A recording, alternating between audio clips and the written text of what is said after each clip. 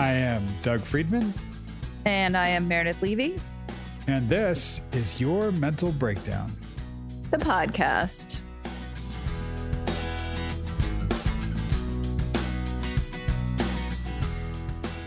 This is indeed the podcast where we, as licensed therapists, talk to you about, stuff. And you will hear a therapy session in real time, and then we'll come back on and break it down. That's what we do for you. We do because we love it and we love you. So here we go. That's a lot of love. I have a lot of love to give. I have a lot of like to give. I don't know if I have a lot of love to give. Interesting. We should break that down. Sure. I would like to. No, wait, I would love to. No, I would loathe to. You're such a dork. That's true. Speaking of like loathe and love. Yes. How have you been? I've been pretty good. I've made it through Thanksgiving, which I actually like Thanksgiving. I get that a lot of people don't. And we're gearing up for Christmas coming soon. And my birthday. And the holidays. Hanukkah just ended. Your birthday, yeah, whatever. And we also yes, your birthday, smack in between Hanukkah and Christmas this year. Do you feel festive? Are you like part of the Festival of Lights? Oh, hell yeah. Yeah. Hell yeah. I was in the Apple store yesterday and this, I don't want to say kid. I have no idea how old he was, but early 20s maybe 32 was hitting on me and doing so by saying, hey, do you know where the best place to go is around here to see Christmas lights? And I had just been in Beverly Hills, like downtown Beverly Hills the night before. Right. And they always have beautiful every year. It's just so pretty. And then I was like, oh, the Palisades, like really pretty too. I was like, wherever there are really wealthy areas, they always put on a big display. Right. And then there's those places that are known for those streets of lights. And yeah, absolutely. There's right near my place, there's Christmas Tree Lane, which is great. And they do up all these huge trees and people do some of the houses. And then out in the valley, there's Candy Cane Lane where they do like full That's what houses I couldn't in think neighborhoods. of. Yeah. Yeah. I love that one. Yeah. Yeah. But then he followed up with, just like chit chat and then said, oh, I love your tattoo. My mom has one just like that. And I was like, cool. Oh, and I was like, oh, like this one. And he was like, yes. Oh my God, exactly. Just like my mom. And I was like, well, you are exactly like my mom. You are totally like my mother. I was like, well, I could be your mother. And he was like, no, I doubt that. I was like, yep, sure could. And I was like, why are you fucking flirting with me when I remind you of your mother? But that's okay. I mean, so many possible reasons. Yeah. That's kind of your answer right there. I know, but it was really cute. Like, no one's hit on me in so long that I was just like, wow. Yeah. Well, that's because it's been pandemic. You haven't been out in so long. Sure. And why not at the Apple store? Why not the banana store? Oh my God. That's amazing. I'm just going with fruit.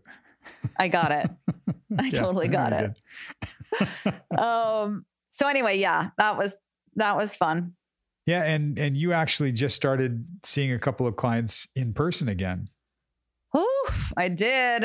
I went the other day for the whole day, saw a few people in person, a few people on Zoom, and starting next week, I'm going to go at least probably 2 days a week. Nice. 2 to 3. I know. How's it feel? Oh, so nice. It was so nice. And also one of my best friends, therapist, happened to be there on the days I was there. It was so exciting. Nice. So there was other human interaction with like therapists, friends, whatever, and clients coming in person. And it felt so, and then I got to come home from work. I got to go to work and come home from work. Totally. It was crazy. I mean, the big thing was getting dressed and showering, and that was weird, but otherwise it was great. Yeah. It's funny that people don't realize this even in non-pandemic times, that when we work as therapists, we're working in our singular office. We don't really see many people in our workspace. If you're lucky enough to work at an agency or a building where there are other therapists, you can see other coworkers. But generally speaking, a lot of therapists, especially ones in private practice, work in a vacuum. You just don't see many people at all. And you're just seeing your clients back to back. And especially that would be so hard for me. Right. And these days when we've been doing it on Zoom, it's great. And like a lot of people are like, oh, I love not commuting. Yeah. And the drawback is you're sitting in your own place. There's no separation. You're just there all day in isolation. It's wild. Totally. Yeah. And a lot of people, and I've always been like, well, I could always go to my office and still Zoom with my clients. And sometimes it's hard to motivate to do that when totally you're like, or I could just stay here. Totally. But yeah, no, I'm glad you've been going back to the office for a little while now, right? Oh yeah. I go a couple of days a week and I kind of do a hybrid where I'll see a couple clients on Zoom. Then I will go to the office and see a couple clients in person. And Beckett is still adjusting to the new place. So he comes with me still. Aww. So he comes in the office. He's got his own couch. He knows the clients there. They know him and it's totally cool and fine. But it's nice. Such a difference for me to be in a room and my eyes don't have to stay fixated on that one little square. I have peripheral vision. I can look at the client. I can see their body right there. I can feel their energy. Yeah. I can look around. Totally. Yeah. It's staring at a screen for that long. It's tough.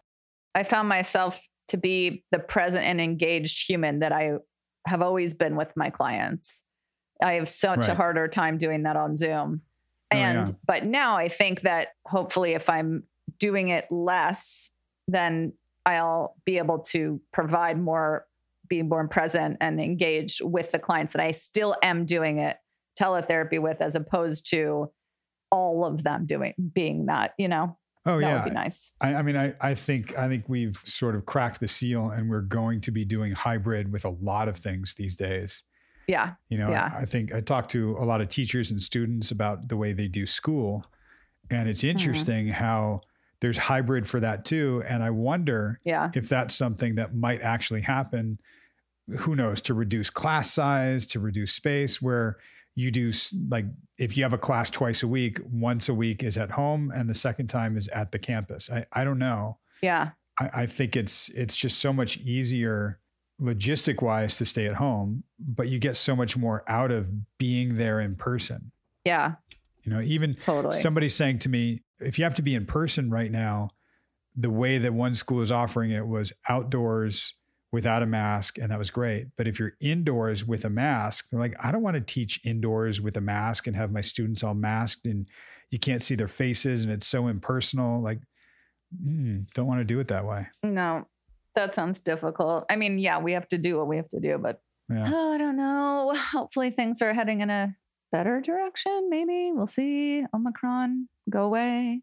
I would say, I hope that they're heading in a more stable direction. Because even if it's the kind of thing where we have to get boosters every 6 months until we get more of a handle on it, fine. At least we know that's what it is. Right. Being able to return to some of our regular functioning. Yeah. And it's all about finding our regular functioning, right? Yep. Speaking of regular functioning. Hey, you know what? Some point I was thinking about, and I was talking to one of my clients about this, about how not everyone's going to like us. It's okay. Like she was feeling judged or something. And I actually read what a listener of ours had written a post about me saying that like hearing me talk is cringe. And they were like, what? Who would write that? And I was like, it's okay. Like, it's totally okay for people to have those feelings. Yeah. And again, like that doesn't have to be in this app. We could do a whole thing on it, but like, I just thought I was like, oh, I wonder if that's something we should bring up in this because. Yeah, totally. I mean, let's talk about it for a second. Cause I think, I agree. And there's that you're cringeworthy. I totally cringe every time you talk as well. I mean, there are people that don't like me and I've talked to both of them. And we've worked it out. So I was going to say, are there though? Because I don't think there are. Come on, of course there are. No. But all joking aside, well, that's not possible. Most of the joking aside, I say it all the time. to clients, to friends, that we need to learn to be okay with other people not liking us or other people being disappointed or frustrated, like allowing them to feel what they feel and just going, oh, okay. If we can not take it personally, I think totally. If we're evolved, we have a mechanism by which we can kind of look at ourselves and just kind of go, oh, let me take stock. Let me see, can I own some of this? Can I work on some of this?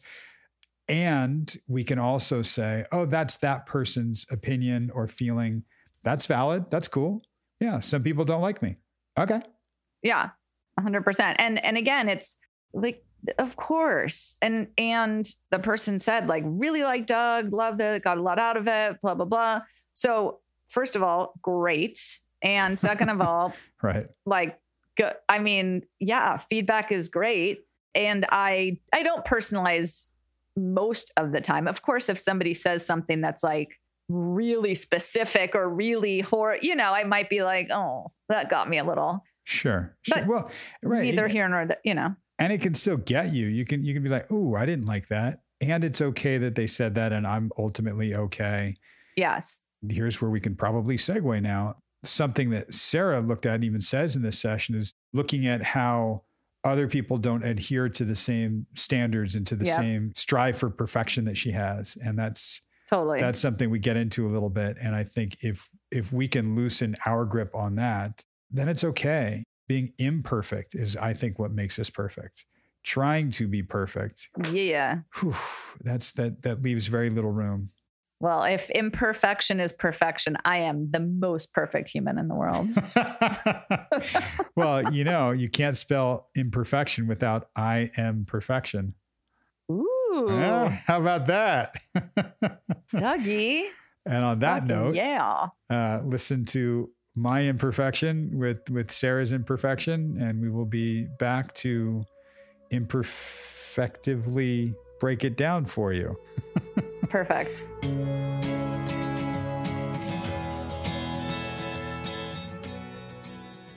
How you been?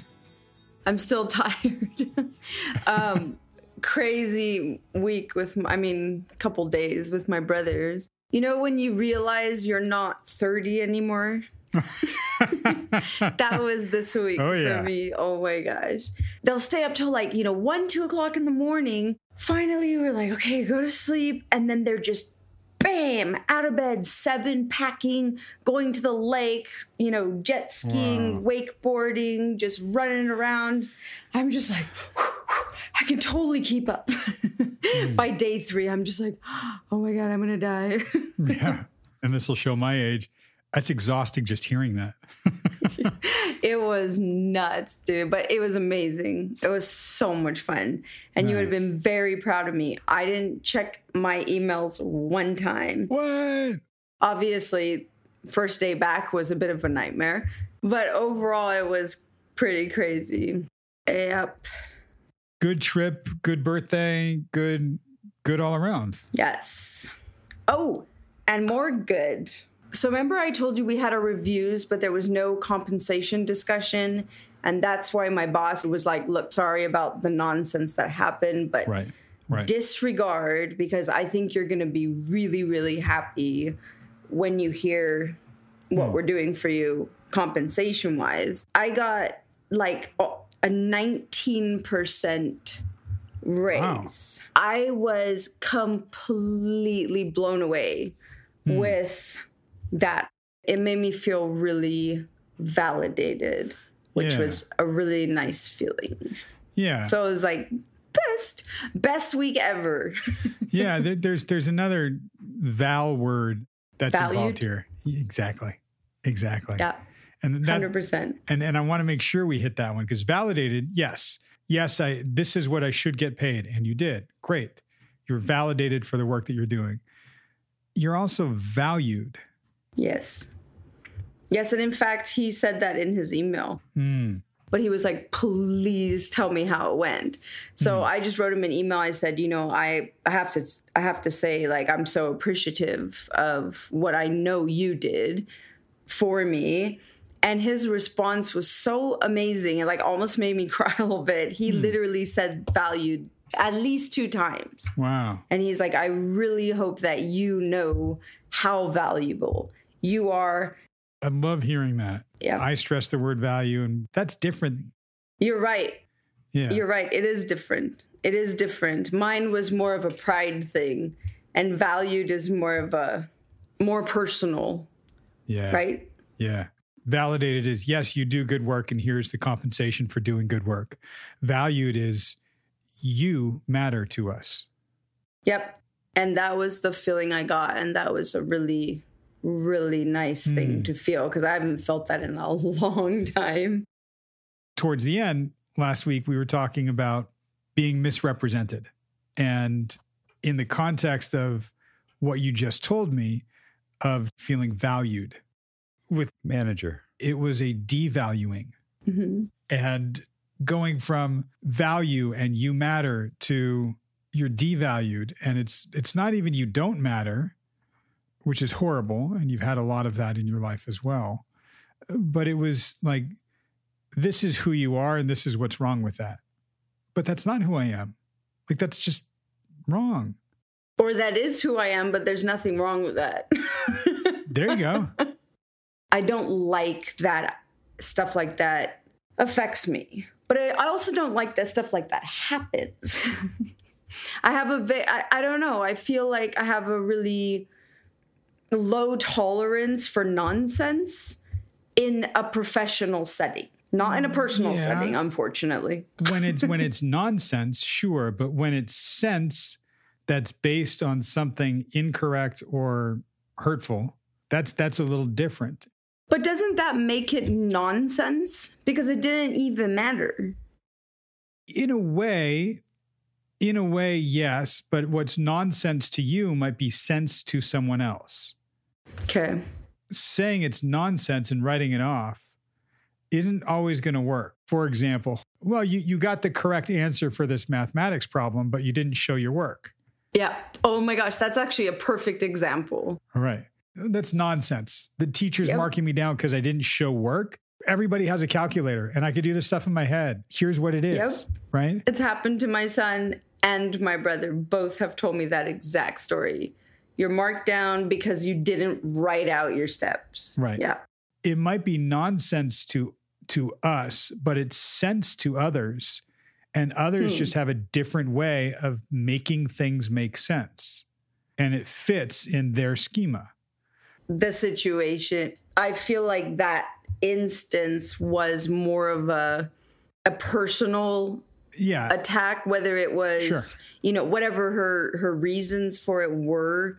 And I've been attacked like this personally before in my life. So throughout my life, when I was young, people meet me. I told you I was famous in our cult. Right. We were on all the videos that would get sold and distributed, and people would, without ever meeting me, without knowing who I was, tell stories about me, gossip about me, make things up about me. There it is. Gossip about me, because a lot of what manager was doing sounded like gossip. Yeah. And that's the nonsense, right? It is. It's always been nonsense to me, even from a young age. I was like, well, what the hell? Right. Well, you've never even met me. What is wrong with you? Look, it's probably why, I'll make a guess here, you're not very active on social media. No. Because that fits with nonsense as you're describing it. Nonsense. Yeah. I don't have time for that. It's hugely popular, all of these things, because it makes sense to a lot of other people. Not me. I want none of it. There's something about this that I want us to understand, which is ultimately, I'm going to come back to the word control, but manager has in her head a way that things make sense, which is we don't offend anybody. We keep it copacetic at work. We're all good. We do things the right way. And that's how this goes. And at the core of it, I think are two things. I could be wrong. I think for manager, as you've described her, I think there's part of her that is threatened by you. and there might even be a little bit of jealousy mixed into that. You're getting attention, or you're making more, you're younger and you're doing this. And there's something about it that reeks of jealousy, threat, fear, and that's hers. Mm-hmm. She'll project that onto you. Yeah. Right? I think there's something about the word control where she doesn't have control of you, and maybe she, I don't know, resents the autonomy or resents that she can't, or is threatened or jealous by that. But there's something where she needs to exert some control for her, what makes sense. Yeah. And what's emotionally driving her makes sense. Oh, I hate all these phrases that I'm about to use because they suck. And you've done it so much in your life. And it's nonsense. To horrible fucking degrees, and it's nonsense. But just play along. Just be nice. Just go with it. Just let her have her thing. That's not okay for you, and it hasn't historically been.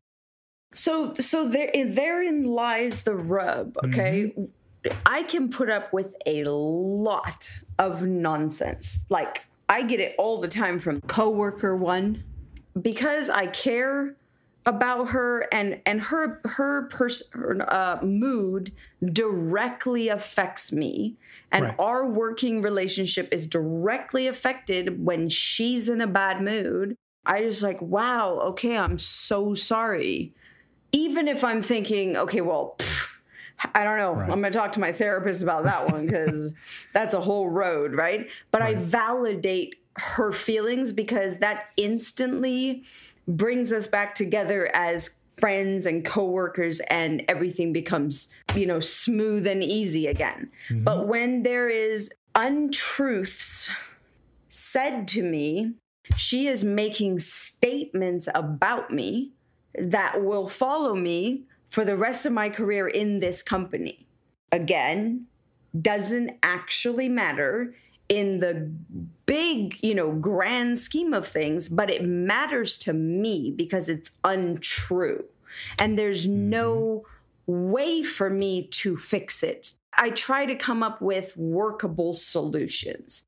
So to me, there's a very fine line between my no nonsense guard and my overbear, what can I do? Bleeding heart, make everybody else happy. How do I make this better? How do I make everyone, happy?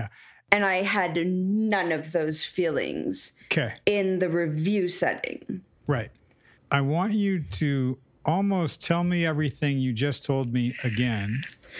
Okay. But I want the sort of headline topic and on your brain to be the idea of control. Okay. Talk to me about how it was with manager, how it is with manager, how you are, how it feels in terms of the word control. Control for me or control for her? Oh, I get to be a therapist and not answer that question. Oh, okay.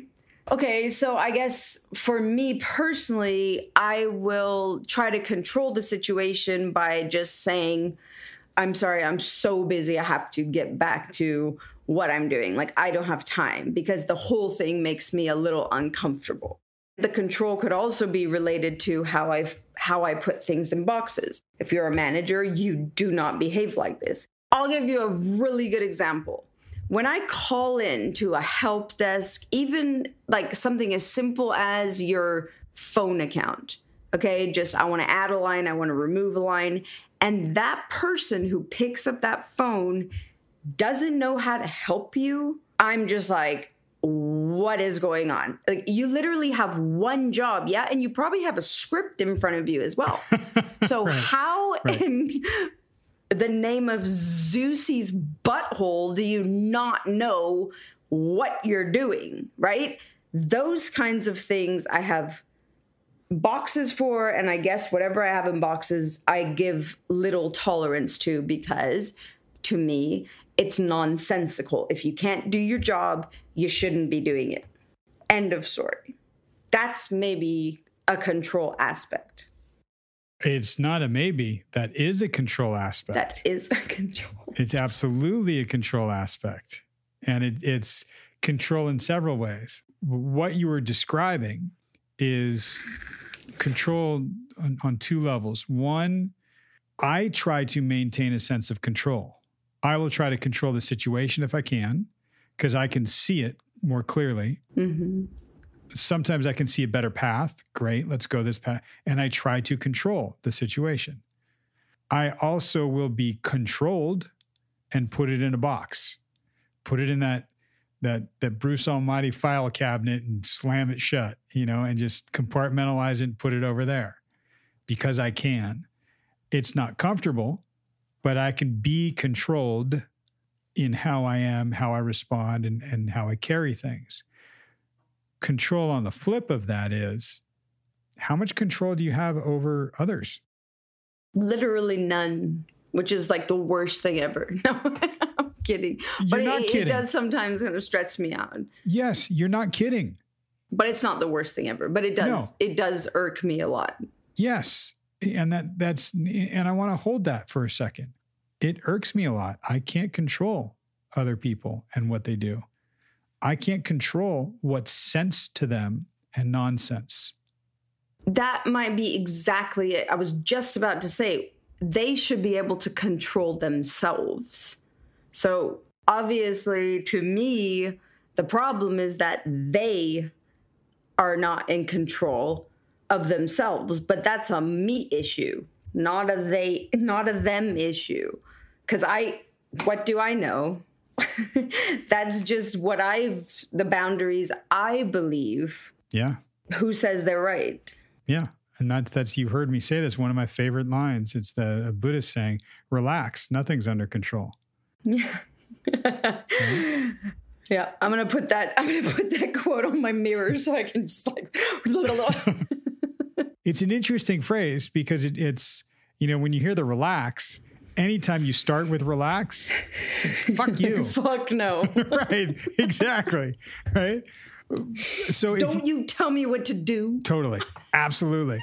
And if you just invert the phrase and go, nothing's under control, relax. Because the idea is when you realize that nothing is under control, then, wow, so maybe I don't have to expend so much energy trying to control it.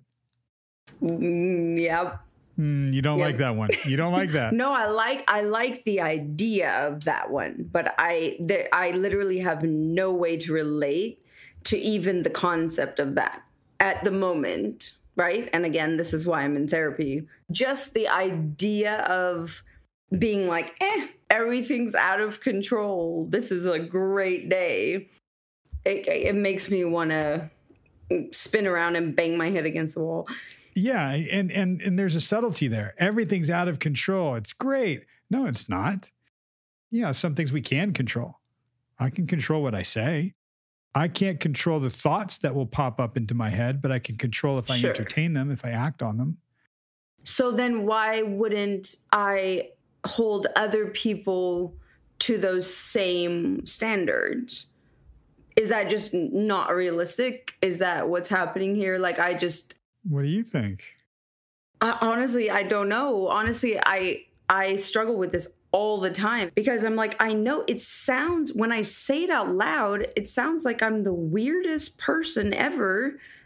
But to me, there are certain requirements for behavior across the board.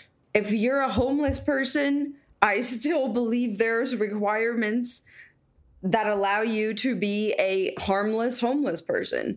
If you are the CEO of a company, there are certain requirements that I would hold you to. Don't embezzle. Don't rape your employees. Don't, just standard stuff that to me seems like, why don't people know this? But now, in my old age, I'm thinking, well, maybe because it's not a thing. Maybe people just do whatever the fuck they want and hold on until they don't get away with it anymore. I don't know. A lot of them do. And I mean, you grew up in a place where that was all around you. Yep. And you at a very early age knew better, knew different. I did. I did, and that's maybe why I hold on to it so strongly, because I was right. You aren't supposed to rape little children. It's not an actual thing, right? And nobody ever told me that. Right. I mean, it's really tough because there are certain things that are absolute, like that is one of them. There are other things that aren't absolute, yet we might make them absolute. Like, you need to not just believe in God, but you need to go to church every Sunday and pray to that one God. Nope, not that one God, this one God. Right. And yet people will say, okay, let's go do that. Many will. And what you've seen firsthand. And that one God told me this, so now we need to do this. I saw a lot of that. Right. Growing up. Right. And the stakes. Nonsense. Yes. Nonsense to you. Sure. To others, it made sense. And it's what they did. Yeah, I mean, we need to get into some of that stuff. Because again, it goes back to the question I asked you a couple weeks ago, which is, what would make an adult, a logical, otherwise completely normal adult, buy that shit? That all comes into play with those things. Because it's not logical. It's ridiculous. But I guess if you bring it on a grand scale, you can say, okay, well, why did everybody buy into burning witches? Why did everybody buy into torturing them and drowning them? And then if they drowned, oh, whoops, they weren't a witch. And if they didn't drown, we burn them at the stake. Like, what the hell was wrong with people? So I suppose it's for sure not just limited to my experience. It's sort of a global issue with stupidity. I don't know. I don't even know what the word is. I remember when I was in, I think, grad school, there was somebody sitting next to me in one class, and their water bottle had a bumper sticker on the water bottle. And it said, if you're not outraged, you're not paying attention. I like that. And I saw that, and I just kind of went, about what? Like, what's that for? And she just kind of looked at me, and I couldn't believe this, because this is a graduate program in psychology. And she just looked at me and just kind of went, everything. And I'll never forget that. I'm like, wow. So she's walking around outraged all the time? That's exhausting. That is exhausting. Yes, for me too. I want to go back to something though, because we're a few steps from something. So we'll go back, because these are all good steps. All and the this time. is fine. Right. But this is how we work. And this is okay. It's not a linear process. You know this. No. We have a couple of themes here. We have control, we have judgment, and we just hit outrage. Yeah. You remember what I asked you to do at the end of last week? Something for myself? Oh, no, remind me. I'll give you a hint. It has to deal with outrage. Oh, screaming into a pillow. I did not do it. I talked about doing it, but I didn't. Good. Okay, tell me about the talking about it. Tell me about that. I told boyfriend afterwards. Uh-huh. I was like, okay, so if you see me screaming into a pillow in the next couple days, don't freak out. Doug told me to do it. But honestly, since I talked to you last, I've had no reason to scream into a pillow. I had so much fun with my brothers. Maybe this week I will scream into a pillow. There is a part of you that has that kind of outrage that has yet to scream into a pillow. Is it what? Explain outrage to me. Because I feel like I interpret it different than you do. Okay. And I'm sure mine's wrong. Why are you sure yours is wrong? Outrage to me is more, it's very extreme. To me, outrage is a very big word. Yeah. Like, not shocked. It's not like disappointed. It's like, what the actual fuck? Yeah. I have outrage. Yes. Yes. For things in my past, but I don't know. Are you relating it to like my feelings around the whole review thing? Is that outrage to you? It could very well be. To me, it was like I got really worked up. Yes, you got really worked up. And, and even you saying, we're going to talk about it for weeks to come. Yes, we're going to keep talking about it. That's an indicator to me that it triggered something and it's still there. Yeah, it is. It is. Even with all the good stuff that happened, when I go back there, I'm still very worked up about it. Yeah. Certain ways that your brain is making sense of things and making nonsense of things, we're going to look at and pick apart. And one thing that you said early on is, I want to know where this comes from. Okay, we're going to look at that and we're going to see if we can kind of deprogram and reprogram and rewrite some lines of code in your brain and get it working the way you want to at your core. Yeah. We're doing that. So you're doing great. And it's interesting that you said, well, I want to know your definition of outrage because mine's I'm sure mine's wrong. Yours wasn't wrong. You are absolutely right. In fact, you used the word shock. Yes. I mean, outrage is fury. It's wrath. It's shock. It is, I think by dictionary definition, an extreme reaction of anger and shock to a situation or something. So your definition is dead on, accurate. Okay. What's interesting, several things, that you immediately discounted your own. I'm sure I'm wrong. Yeah. Like I said, when I think about how we grew up, outrage is what I feel when I'm hanging out with my brothers and we're having the best week ever and something comes up from childhood. I have to get up, I have to walk around, I have to breathe. That's outrage. Right. The annoyance, the disappointment, and the sort of like judgment I felt with regards to my review. Mm-hmm. You saw how worked up and like I got about it. I don't know that that's one and the same. That's what I mean. I could be wrong because maybe it is the same and I'm just breaking it down differently or something. But to me, that's just nonsensical ridiculousness. Outrage is for that other stuff. Right. It's not one and the same, but they're connected. Okay. And they're connected for you.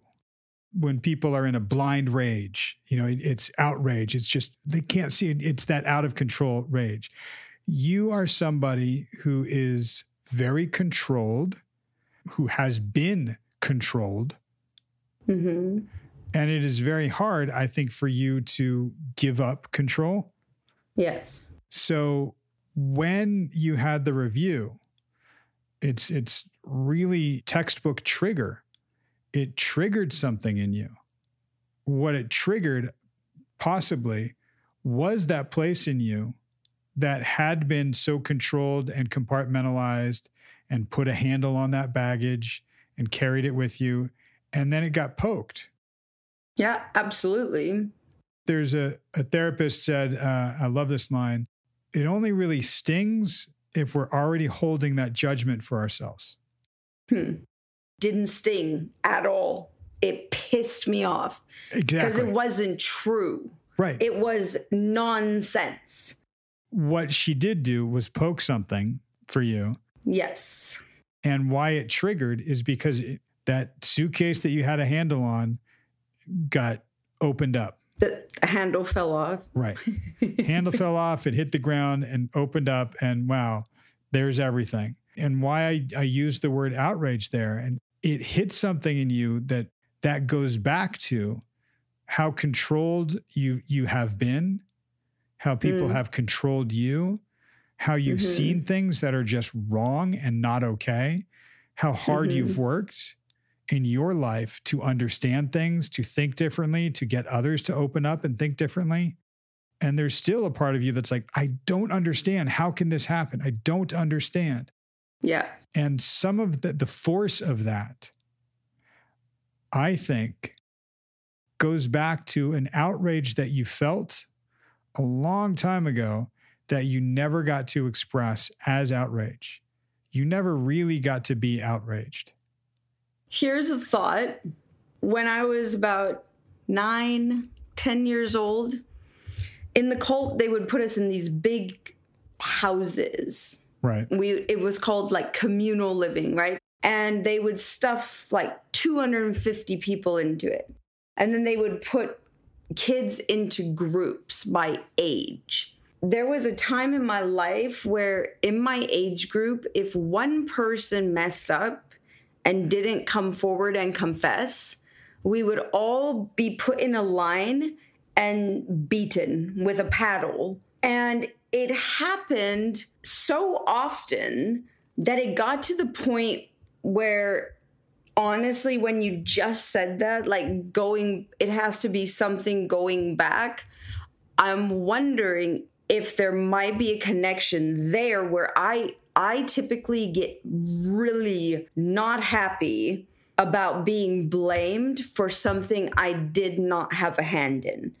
Even at work, that's another trigger for me. It's like, can you fix X, Y, and Z because it's not, this is not happening. And I'll literally go and say, file saved by, and highlight the name of the person who was responsible for this. And it was another thing. Coworker one told me at the beginning that she was like, we are all a team here and you can't separate yourself. You need to respond as no problem. We will figure it out and get it fixed. My knee-jerk reaction is, oh yeah, no problem. I'll talk to whoever it was and have them get it done.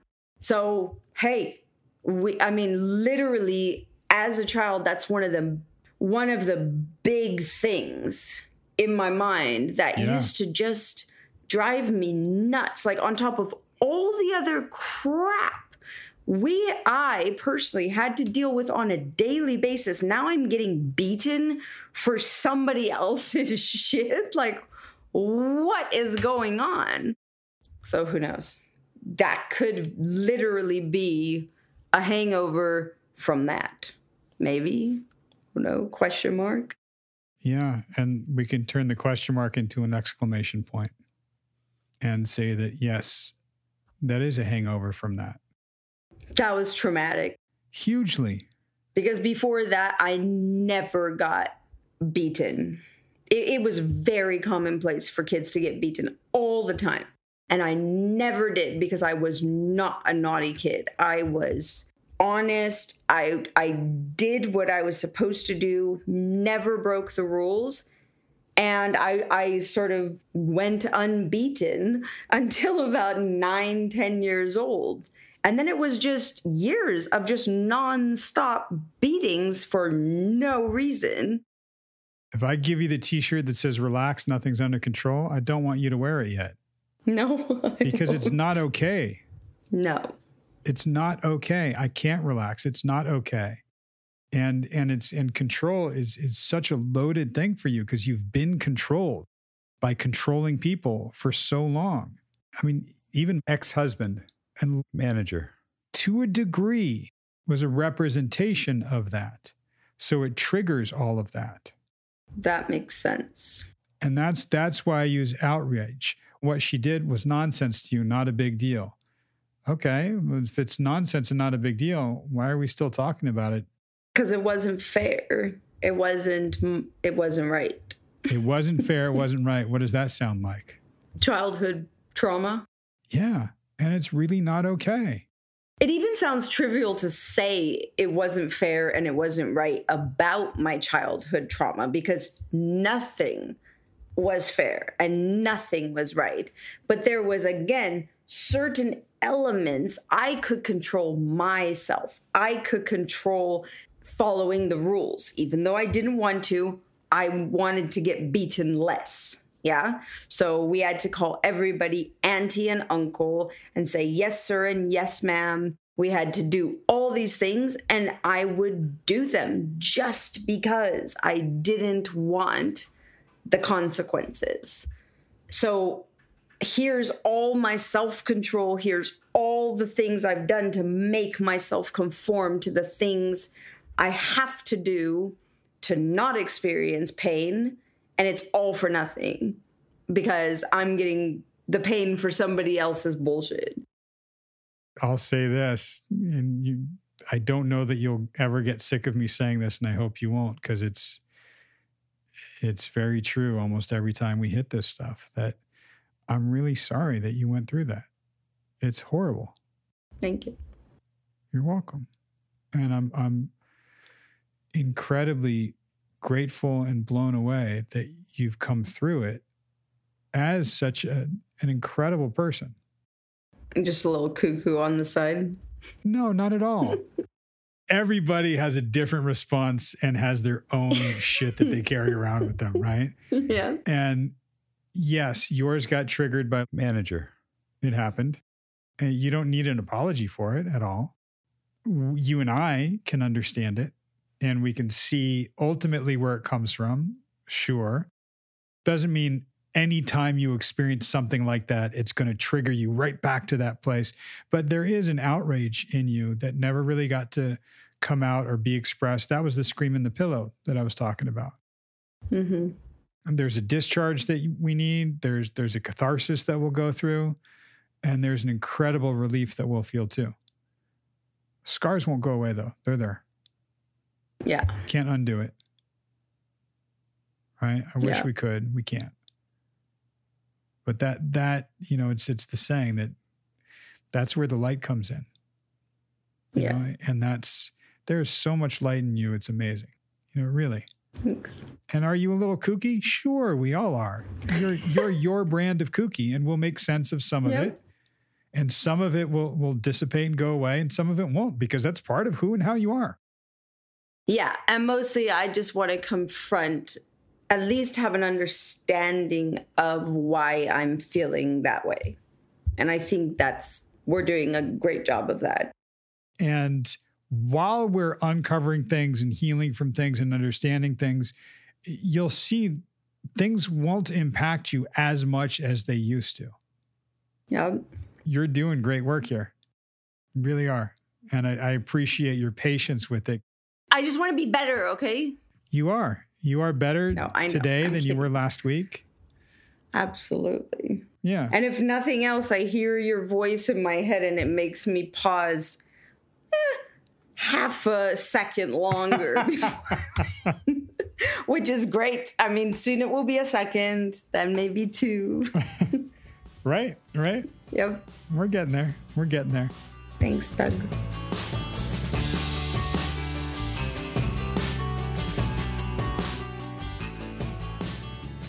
And we are back.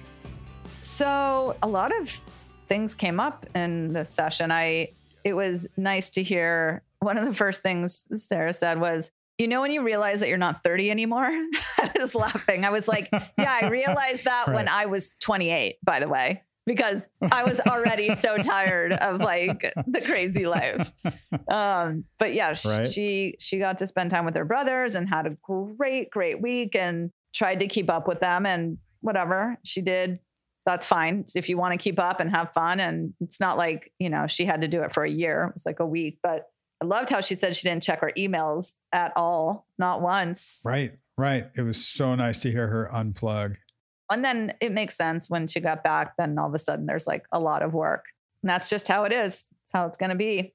And she found out she got a big ass raise, which was awesome. Yeah, I think the raise, of course, we want more money, and that's great. And I think given the choice between appreciation or finance, you would take the finance. Do you want to be told you did a good job, or do you want more money? A lot of people would say more money. Yeah. I think, however, they have done surveys and they show that being appreciated is often right there behind, sometimes even ahead of just getting more money. If you just keep giving people more money, but not appreciating them, it doesn't feel good. Totally. Right. And for her, kind of what I was driving at is feeling the validation for how the review went, but also feeling valued for how she is. And she really got that. Yeah. And it was so interesting because you brought it up, and then she said how her boss multiple times had said how much she was valued. And I liked how you gave that validated is like the compensation for doing good work, and valued is like, you matter to us. Exactly. I thought that was a really good, whatever you call that. Breakdown, definition. Sure. Right? Yeah. Yeah. And then I think guys got into a lot of this stuff, which I think, I mean, for me, it was a big aha moment. And I think maybe it was for her, but just talking about, she's so funny. She makes me laugh. That being, she felt misrepresented, and I love her nonsense. She just, I love how she uses the word. And the more she said it, the more it resonated with me, because you use the got the right answer to the problem, but didn't show the work. Yeah. The math analogy. Yeah. Yeah. And there's sense and nonsense, and people have different ways of making sense of things. And I think that when you got down to the part where she said, okay, well, in the cult, she was a quote unquote famous kid because their family was higher up and they were in the videos and all that stuff. And people would make up stuff, and it's nonsense, and it's gossip. And that goes along with a lot of the social media stuff that she doesn't engage in. And so it's all nonsense, meaning it literally doesn't make sense because it's not accurate. It's not an accurate representation. It's misrepresentation when you're talking out of your ass about something you don't know about, right? Sure. And feeling misrepresented sucks because it's beyond your control. Well, and there was something else I was getting at, which is what you just said, beyond her control. And I had her repeat one of her nonsense rants using the word control, and just showing that you can't control what is sense to someone else. What is sense to someone else is just sense to them. You can try to get them to change their mind, but that rarely happens. Okay, well, I wanted you to explain this part to me because I got confused. So you asked her to, I don't know what word to use, but to reframe the conversation using the idea of control like that. And correct. I didn't really understand that. It seemed like she wasn't quite sure either what you were asking, but can you give me some insight into what you were trying or asking for? Do you remember? Yeah. Okay. Oh, I absolutely remember. So what did she say initially? And then she was just talking about nonsense, and she wanted to know intellectually. Right. She's gathering data. What is nonsense? Why does somebody not get this? And what's going on? And what I'm realizing, clinically speaking, is she's holding a certain schema in her head of this is how things need to be. This is how they are. And it's similar to what she calls OCD.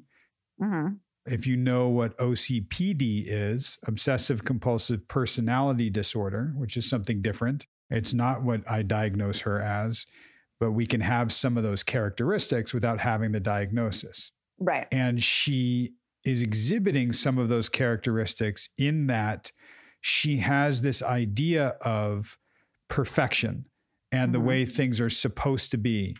And if others are not following the way things are supposed to be, it's really unsettling for her. And it's not just unsettling like this bothers me. It's unsettling like this is wrong. Somebody is driving on the wrong side of the road. That's not okay. Like that's how we take things like that. And we take it personally as it's an affront to her and to the schema that she has.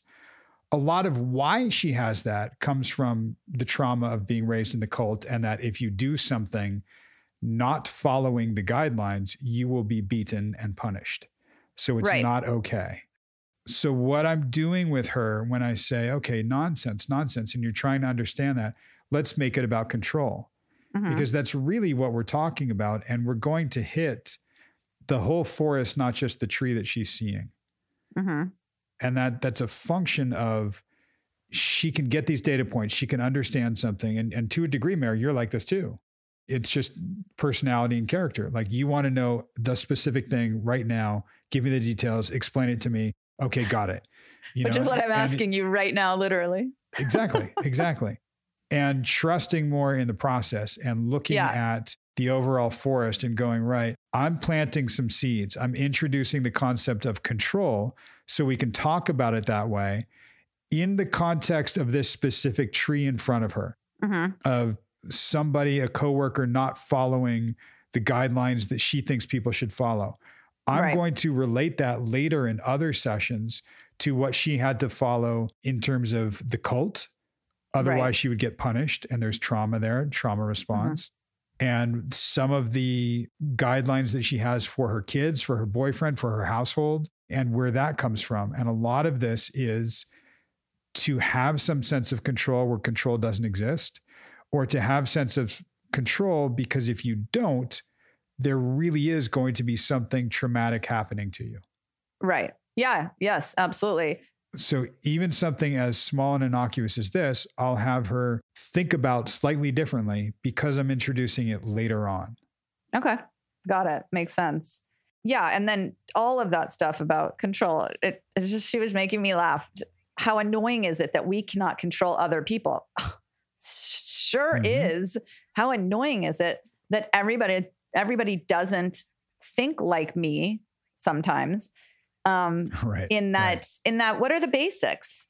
What do you mean? Like, why do I have to tell you and to me of course there's the quote unquote right and wrong. You don't rape a little kid, and then there's isn't that just make sense? Isn't that just, don't you write a thank you letter for something? Or don't you just, you know what I mean? Like throw away the trash and of course not. No, of course not. I know that. And there's certain things that I'm fine with. It just, I'm like, of course it's not the same for everybody, but you're getting at to me, the core of the word tolerance and what tolerance means. Yes. It's putting up with something, even though you know it to be wrong. Well, quote unquote wrong. Exactly. But that's right. In one's own opinion, in one's own schema of the world and how they see it, I am putting up with someone else who is wrong. Right? Then it's wrong because they're not following my schema and how I see things. So we need to tolerate them. And that, I think, at the core of that is we will try to control them to make them like us, to share our schema. If we can't and it's out of control, rather than just totally lose our shit, we'll go, oh, wait, I can tolerate somebody doing something different. Right.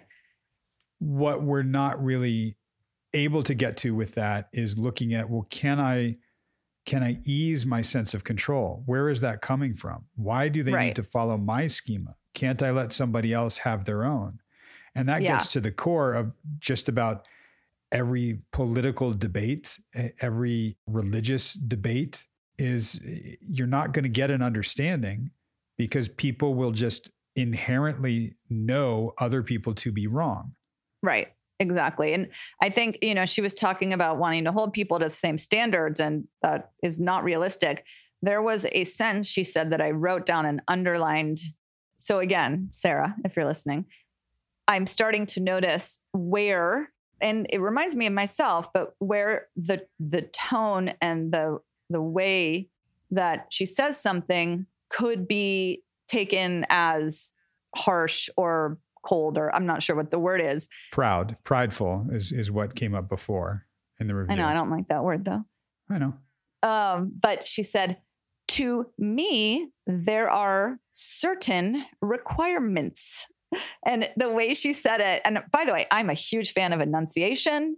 I am a huge fan of projecting your voice. Like, I love it. I'm like, you are so clear and concise, and I love it. And at the same time, I kind of picture a not mean, but you know how Mary Poppins was very proper, but not mean at all. She was very sweet and also very firm. Sure. It was kind of like that, kind of like that enunciate, like this is what we do.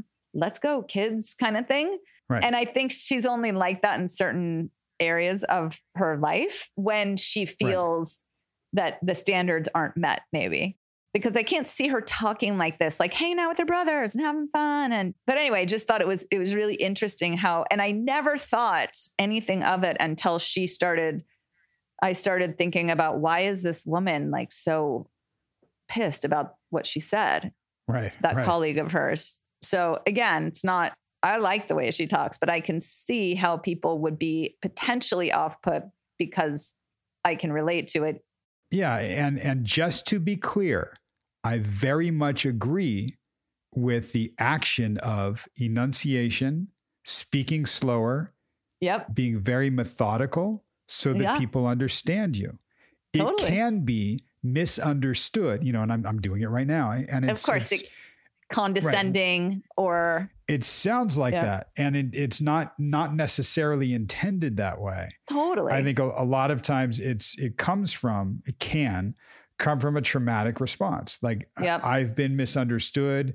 It's not safe when I'm misunderstood. So let me be perfectly clear. And it's also something, I said this to you a few weeks ago when you were questioning, why does she care so much how someone else is behaving and what someone else is doing? You were questioning that. And I said, well, you're going to find out in a couple of weeks. You're like, okay, whatever. And this is exactly what you're picking up on when she said there are certain requirements for behavior across the board. Even if you're a homeless person, or if you're CEO of a company, you don't embezzle, you don't do this, you don't do that, right? It's all coming from something where for her, and she said it, and we talked about it in this one, if someone else in the cult got something wrong, didn't follow the guidelines, she would get beaten. Yeah. Right. Yeah. And she's sitting there going, why am I getting beaten when I'm following all the rules and I'm doing everything right? Oh, because someone else isn't. Yep. Fuck. All right. Well, now I need to be hyper vigilant about making sure they follow the rules too.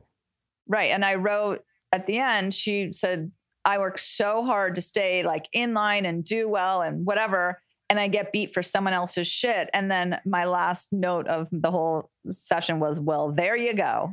So when someone else steps out of line in any way, shape, or form, especially when they don't cop to it, she gets beaten. Literally, that's what happened. And so, of course, she's trying to keep everything in control when the standards, the basic standards are not met. And she said something to the effect of the global issue of stupidity, which I loved when she was referring to why did people buy into the cult? It's crazy. She knew better back then. They didn't. And so she had to deal with the repercussions, So of course it makes sense. And that was so telling. I mean, that for me, the idea was, connecting it to the idea of outrage that you guys were talking about, outrage versus her sort of just being pissed. Right. And I've been scratching at this. This is why, again, some of the seeds that I planted earlier about screaming into a pillow, about losing control and about letting something out, because there is outrage. She even said, when I'm hanging out with my brothers and something comes up from childhood, that's when I feel outrage. That's when, right? So it's there. Yes. And that's when she feels outraged. What she said about the review was that she was just super pissed. I get it. And I think there are two, I agree with her. However, I feel that because that situation sort of triggers the underlying trauma, the situation isn't outrageous, but it connects to those old feelings. Right. Right. So I think what for her, the situation isn't outrageous. So her response. No, but that's what I've been driving at with her. Yeah. The situation is secondary. Sometimes I'll say this to other therapists and clients, if they understand what I mean by this, will get it. But when they're talking to me and giving such details about things, it's going to sound really uncaring and callous, and that's not how I mean it. But I don't care. I do. God, you'd be the worst therapist for me ever then. Right. Well, yes and no. I don't care about the details. Yeah. You want to tell me about all the trees and all the leaves on all the branches? I do. Go for it. I don't care as much about that because I'm looking at the entire forest and I'm going to get you to pan out and see all of the trees. Right. And the whole forest and what that's like. Then your relation to it will change. Then when you zoom in and see a tree, you're going to see it differently from a different schema. But we've got to shift your schema. And that only happens if we can get to some of these things without getting mired in the details of this work interaction. Because this work interaction, no, that's not outrage. Well, it's hitting the same underlying trauma with a lot of outrage carried over. So Right. we're going to get to that. We're going to release some of that, but we can't do it all at once. I mean, that's why sometimes just talking about a very inconsequential interaction with somebody, when clients just start talking about like, hey, so how was the week? Oh man, just on my way over here, this guy cut me off and I got so mad. So I love when that happens because it's coming from somewhere else and we can get to it that way. Often. Not always, do you think? Not always. Not always. Okay, just checking. Often. I'm talking about a client for whom this applies. Somebody who's holding on to a lot of emotion that has been suppressed and repressed. Then we get to let it out. Right. And there's a reason why, although she's like, whatever about this situation with the colleague, that you've been talking about it for weeks now, right? There is a reason. Right. So it's not outrage necessarily. She said it didn't really sting because it's not accurate, but she just can't let go of the fact that it will be on her permanent record. It will be on her permanent record. Right? Exactly. With that enunciation. Yes. And that's, again, an indication that, oh, that's coming from. Something's coming up. Yep. Yeah. Right. Exactly. So we'll scratch at that without having to go directly into the singular traumatic experience or the multiple traumatic experiences where she really feels that and it's overwhelming. Right. We'll get there. We'll get there in time. We're talking about complex trauma. We'll get there in time. Totally. And we'll hit some of that stuff and some of the emotion will come out. But she said it, I think, the very first session, that Bruce Almighty filing cabinet that opens up and just, wow, too many files, like overwhelming. Right. So we're not going to do that. We're going to take out one file at a time. And this was cool. We opened one file, we looked at it. Totally. And we're going to put it back. And then when we look at another file, we're going to see a pattern. Yep. And then the thing that it's of course so funny. I wrote it down and then you bring it up, but she said, what's your definition of outrageous? I mean, I'm sure I'm wrong. And I was just like, I wrote, whoa. Right. And there's a couple different parts to that. One is, and it's that sometimes that tendency to put therapists on a pedestal, or you're the expert, or and by the way, first of all, definitions, I definitely don't look to me for the definition, like of anything. I don't know. Like it's always, not always. I mean, yes, there is a dictionary definition and sometimes I like to bring it up, but I don't know. What is it to you? Which is of course what you asked, but I think it's that we have all the answers thing, which by the way, you guys, we do not in any way, shape or form, and don't put us on a pedestal because we don't deserve to be there. I mean, obviously I don't, when to that person who thought I was cringe, but I think that I sit on a lily pad, not a pedestal. Nice. I love that. But so there's that. And then there's also the holy shit, you just automatically jump to like devaluing yourself and invalidating yourself and making yourself less than and other people know more. At the same time, while your standards, it's very dialectic. Her standards are high and there's a lot of expectation. And then at the same time, just devaluing herself completely. Right.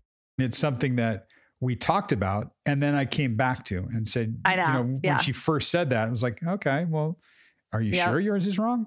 And what I'm looking at again is that schema of holding everything to that standard of perfection, to that right and wrong, that black or white type of thinking. Right. And I'm poking at that and I'm just going, well, is that? And then later I come back to it and just said, yeah, that was interesting that you were looking at it and you were sure that yours was wrong. Yep. It wasn't. You were right. I mean, what do you think of that? You were right because it's your perception or what you think it means to you. So of course she's right. Right. And what a lot of therapy is looking at what things do mean to you and how we do make sense of things. And I think when you have a relationship as a client and therapist together in the room, you can challenge people and kind of look at, let's challenge this schema. Let's challenge not just what you're thinking or what you're defining, but let's challenge your entire worldview if we can. You can still win the challenge, so to speak, and strengthen your worldview. You can also kind of go, oh, wow, well, maybe there are a couple cracks in this worldview. And maybe it's not like I'm going to challenge it and crumble your worldview. Right. right? We're going to see if we can shift it a little bit and change it. Yeah. Because as I've said a lot, the brain is malleable. Like it is able to reform. We can rewire. You can reshape your brain. It's neuroplasticity is a real thing. You're Right. not just hardwired one way, or you experienced trauma and this is how you got through it and this is how you are, period. No, we can shift. And that's part of what we do as therapists, I think, when we're doing our job effectively, is help clients challenge these thoughts, these schemas, how Right. they see the world, how they can and want to see the world overall. Right.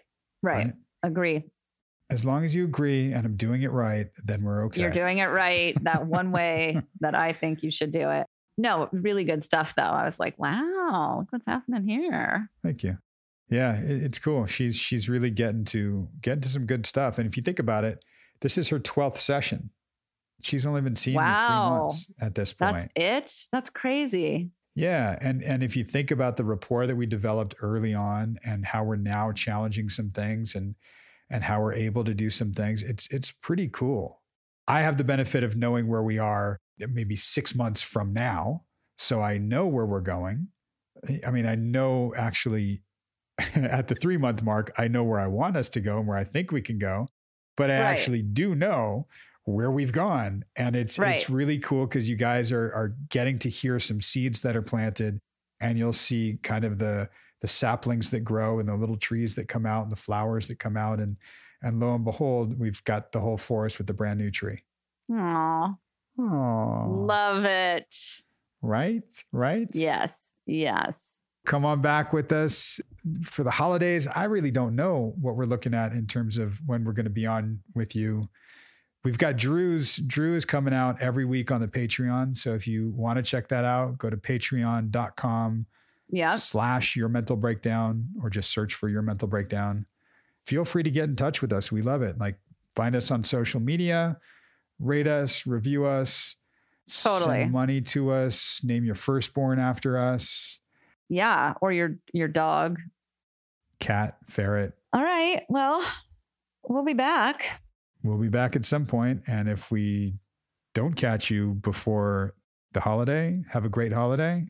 And we'll see you, talk to you. We'll talk to you when we talk to you. Bye. Bye.